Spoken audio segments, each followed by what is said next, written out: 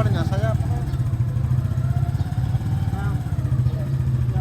Dito pa sayap, at saka pa, bakar. Yan, yan.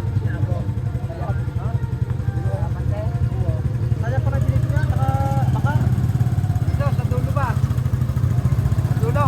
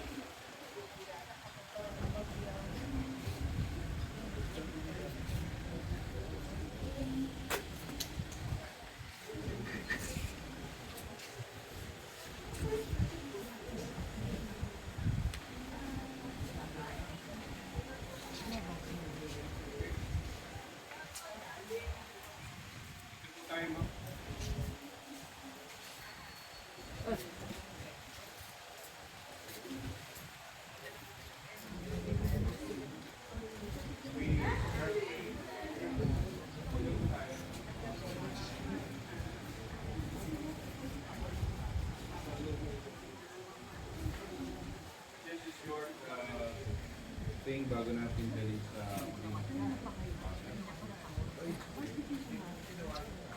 morning po sa inyo lahat. For those people na hindi po nakasama po sa service sa bahay, and we will close it with the verse po before dadalhin po natin siya. The Bible speaks the truth, pero nasa akin po ay New Testament, but I will go for the Old Testament in the Bible up here. Okay? Sa verse 17, sabi po ng kasulatan sa Genesis 15, and unto Adam he said, because thou hast hearkened unto the voice of thy wife, and hast eaten of the tree of wisdom and commandment, saying, thou shalt not eat of it. First is the ground for thy sake. In sorrow shalt thou eat of it all the days of thy life. In verse 18, thorns also and thistles shall it bring forth thee, and thou shalt eat the herb of the field. At in verse 19, para po sa ating lahat, remember this, in the sweat of thy face, in the sweat of thy face, in ating power, shall thou eat bread, all till thou return unto the ground. For out of it, si Adam, galing po siya sa lupa, out of it hast thou taken, for thou art, and unto dust shalt thou return. Yun po ang tunay. Lahat po tayo ay galing sa likabok, at babalik ulit tayo lahat sa likabok. And that is the truth. So, if we really love our life, then we need to know where this life came from. And it came from God. Religion cannot save us. Akalan po ng buong Ariola yan, during the time when ni Roy, sa nila, the only thing that matters is your relationship with the Lord. Adam disobeyed. Our ancestor, si Adam, disobeyed God. At sabi ng Romans chapter 5, verse 12, lahat ay nagkasala. Ang Romans chapter 6, verse 23, speaks the truth. The wages of sin is death. But the blessing there in last part, the gift of God is eternal life through Jesus Christ our Lord. Whatever your religion is, it doesn't matter. Because God came down at siya'y namatay sa krus para sa ating kasalanan. The only way is believe on John 14:6, because the Bible says, Jesus said, I am the way, the truth, and the life. No man, even God, can go to the Father except by me. And during her younger days, until the time na nag-meet kami, she received the Lord as her personal Savior. So I hope you do so, the same thing. Manalangin po tayo. Father in heaven, thank you, Lord, for the blessing that we have done, at ganoon din Panginoon sa napakinggan ng buong family about you. And we know, Lord, that there is a blessing na aming napakinggan kanina. Blessed are the dead that believe on the Lord Jesus Christ, sa Revelation 13. Because death is the doorway to rest, death is the doorway for reward, and death is the doorway for resurrection.